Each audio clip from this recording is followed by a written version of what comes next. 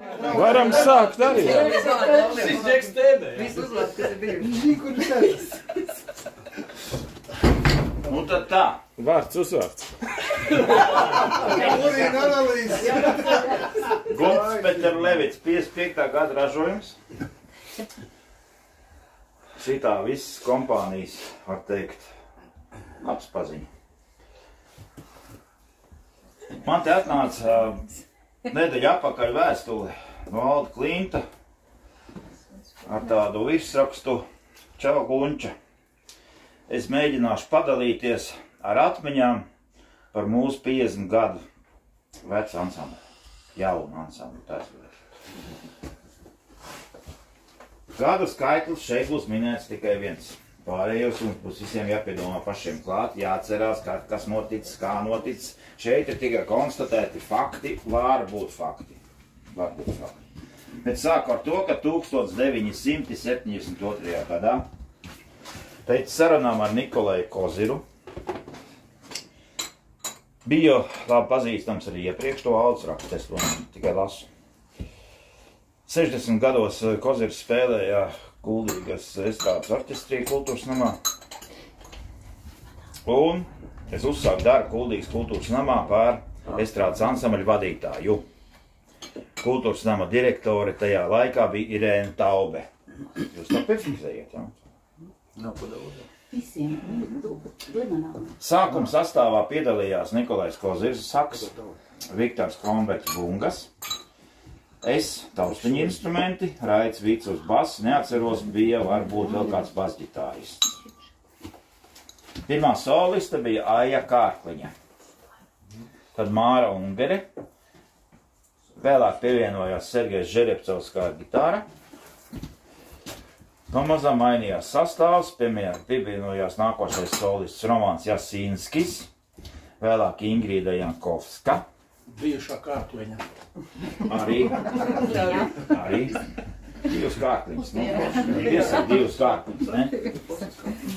Notika pārmaiņas muzikālajā domāšanā. Redziet, pietika. Notika pārmaiņas muzikālajā domāšanā un sākām pāriet no estrādes ansambļa uz vokāla instrumentālā ansambļa. Tālāk pāršķiram lapu. Tad sastāvā iekļaujās Juris Reinholds un Uldis Fridriksons, divas giči. Tiek mainīta sastāva muzikālā domāšana, varēšana no estrādes ansambļa uz vijā un galu galā uz grupu, kur izdomāja vārdu kādu. Beidzot, tāds apčaknījās. Protams, grupa tevis. Tā visi zināja, bet es tu nepateicu, jā. Kā jau grupā, nu, tā viņš vienkārši negārazīja kādiem ansambļiem. Grupā pievienojās Imants Strasdiņš. Nosaukums grupa ļoti nepatika visām žūrijas komisijām. Es toču atceros, ka pēc pieteikumiem, kad kas ir grupa, kas tā tāda pa šaiku. Tā. Pievienojas Juris Reinholds, pēc tam Edmunds Brīvkalns. Gādu es nesaucu, gādus jums jāatcerās pašiem. Ar gadiem es pašam jāatcerās, jo homoloģija... Tad jau parādījās Edvīns Brahmanis uz tā saucamās ritma ģitāras. Un tad pievienojās vēl Normons Klēns. Pirms tam bungas sita Raimonds Kalniņš, vēlāk Raimonds Izdovs. Te man gan domas dalās, kurš bija pirmais. Pirmais bija Laimons, tas ir punkts, jā. Tad jau Kultūras namā vadība pārņēma klubu direktors Edgars Goldmans un sākās koncertēšana, braukšana ārpus Latvijas. Uz laiku pievienojās arī brālis un māsi Grigai. Bet patīk. Aplaus. Tas vēl nav nekas. Pārējām nākošā lapusītē. Tā muzikālā ziņā bija labs laiks, tad pienāca grupa beigu laiks. Un tas es gribēju atstāt uz beigām, plādlažie pa vidu. Jo uz kultūras nama direktora amata vieta atnāca visiem labi zināmā Rudita Losā. Jaunā slota. Sākās neatgriezeniskas pārmaiņas visā kultūras namā, tad varēja arī tā. Skatījumā neatsvēra cerēto, jaunā direktora amatā noturējās ļoti maz un devās uz Rīgu. Un šeit ir nākošais gada skaitlis, es nezinu, 84. 1984. Kā grupa beidzām pastāvēt. Un tagad dažas nianses, ko te Aldis piemin par to, kas nevienā grupā nevar, bez nekā nevar iztikt neviena grupa, tehniskais personāls, apskaņotāji, gaismotāji. Milzīgs vērtējums ir ne tikai muzikālā puse, bet arī aparatūra un galvenais apskaņošana. Aparatūru es nevarētu tā kā teikt, ka mēs būtu sūdzējušies, man būtu šāka aparatūra. Tas pats Ungāru biks ar visu lielo pulti, piedod man, ne visiem tāda bija. Bet šajā lauciņā sākumā darbojās Jānis Bērtulsons, atceramies, Ilgvars Einbergs, Dainis Āboliņš, un piebeidz visu to pasākumu Alds Andruškevičs. Piebeidz.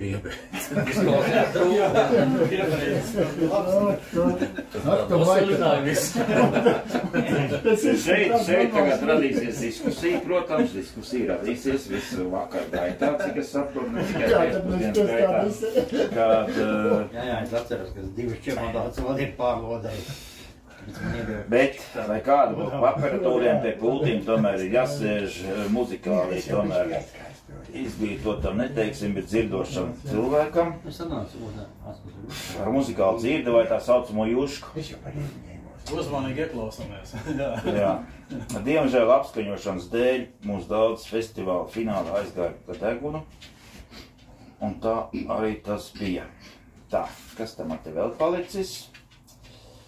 Tā, pāršķiram nākošo lapu.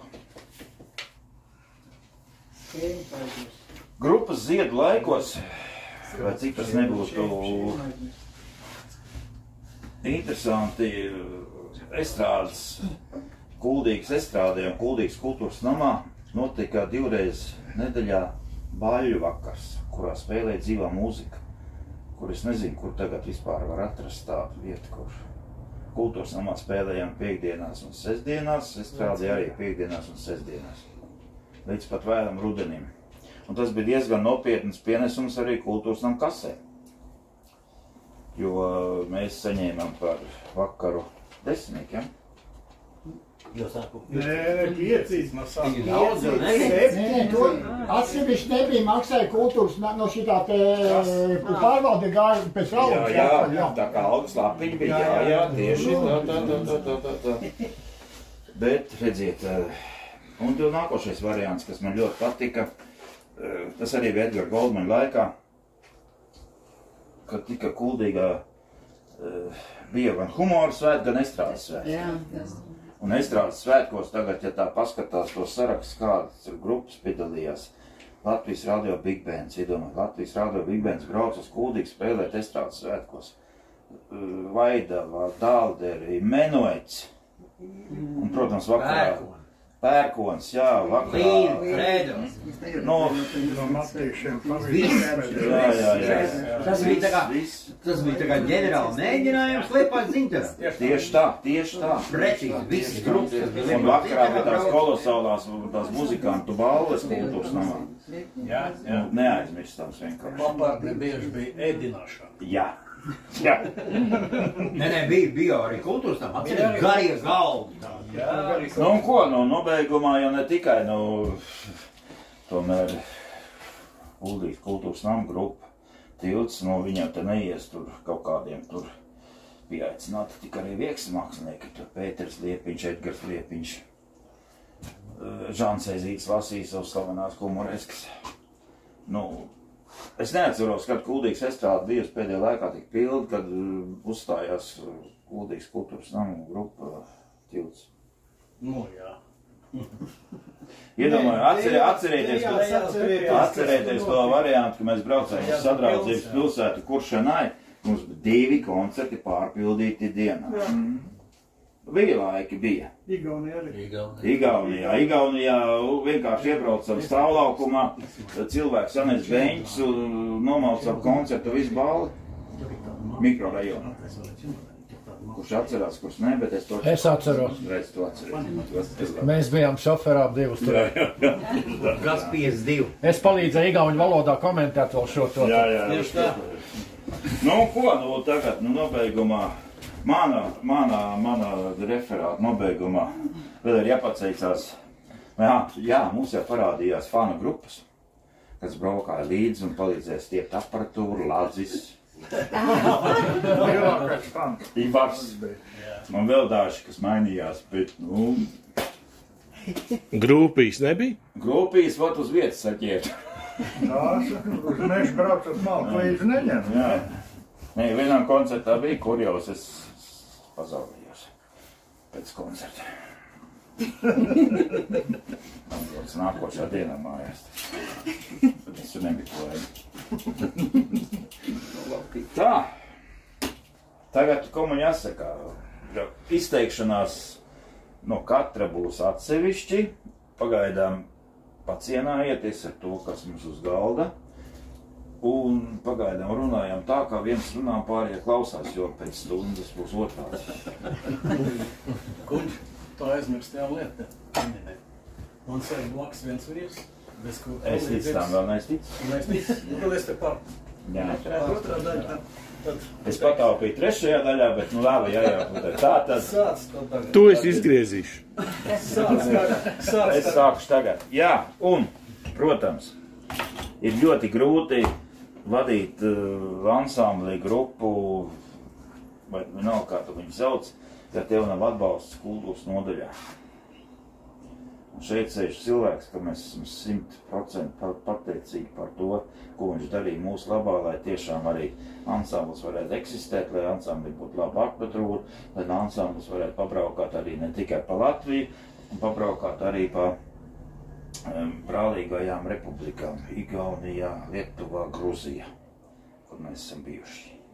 Viesturs Liepiņš, bravo!